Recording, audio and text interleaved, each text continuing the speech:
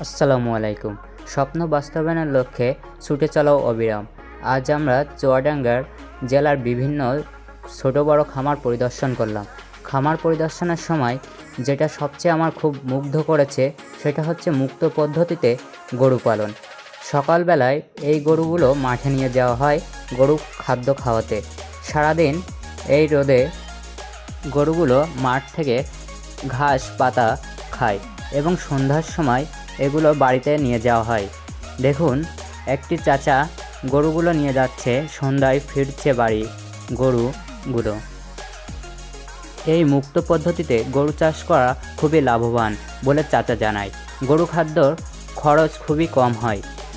এদিকে প্রায় লোক এভাবে গরু চড়াই নিয়ে বেড়ায় সারাদিন।